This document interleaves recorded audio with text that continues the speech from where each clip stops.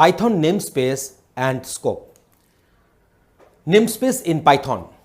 In Python, namespace is a collection of names which holds as a mapping of every name which we have defined to corresponding objects. So objects will have different names and these names will be defined in some namespace. So different namespaces can coexist at a given time, but they are completely isolated. A namespace containing all the built-in names, it is created when you start the Python interpreter and exists as long as we don't exit from the environment. So namespace in Python can be explained using this respective diagram. So modules can have various functions and classes. A local namespace is created when a function is called which has all the names defined in it.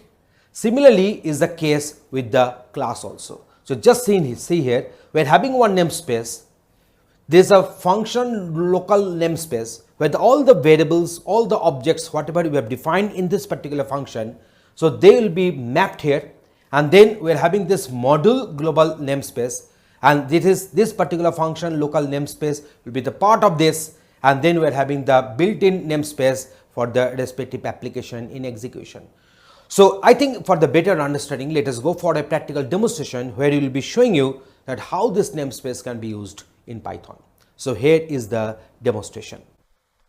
Identifier is nothing but one name which is simply a name given to Python objects, and you can get the address in RAM of some object through the built-in function, that is our ID.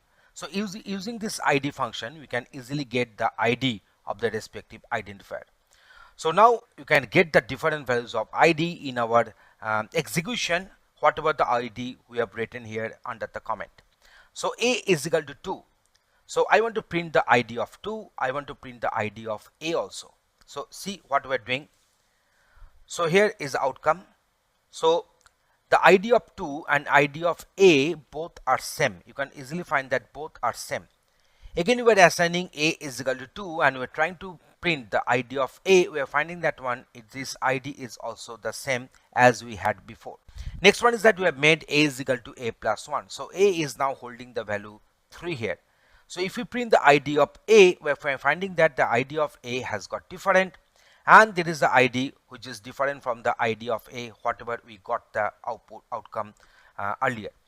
Next, ID of 3. If I print this ID of 3, I'm getting this one as 1764516064. So that means it is the same as the ID of A, because A is now holding the value 3 here. If I assign B is equal to 2, and if I want to print the ID of 2, I'm getting the same ID which we had in case of A or in case of 2 when A was having the value 2 here. So if I print the respective one, if I go on printing, say print. So if I print, I can find that the ID of 2 and ID of B both are same because B is equal to 2 has been assigned. So in this way we have discussed that what is a identifier and what is an ID. ID is nothing but one built-in function available in Python to print the respective memory address in the RAM. The address is whatever we have printed. If we execute the same code, we might be getting some different address, so that will be decided by that during the execution of my code which memory block is free, and depending upon that the memory allocation against the variables will be done by the system. Next one is the scope. So we are having this outer function, we are having this inner function, so it is also known as nested function. So global A, that means I'm defining one variable within outer function, but the scope will be global. So that's why we have used the keyword global here. This value of A has been initialized with 20. Now there is my inner function. There is a nested function which is existing inside the outer one. You can look at the indentation and you can get the idea that this particular inner function is within the outer function. Here we are defining this A, but it is not a new A, but it is a global A which we referred earlier. That A has got updated with the value of 30 and the value of A has got printed. From the outer function, this inner function, whatever we have defined just now, it has got executed, it has been called. So during execution it will have its execution, and we are printing this value of A after exiting from the inner function within outer function. So I've written this a is equal to 10 at first. So that is the a is there. I'm printing the value of a.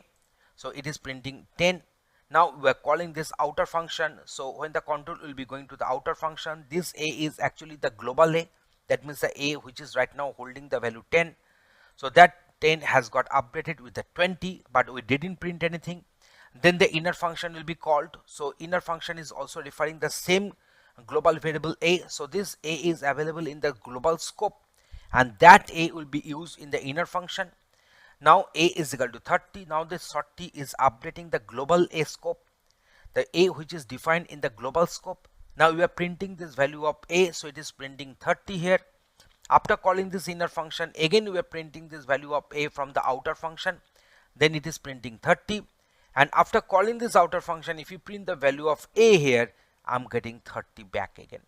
So it is giving me the idea, it is giving us the idea what is the scope here, and whenever one variable is in one scope, then how to access that variable from the some inner scope using the global keyword, as we did in our coding. In this demonstration, we have discussed that how to define what is happening whenever we are defining one identifier in our Python coding. Thanks for watching this video.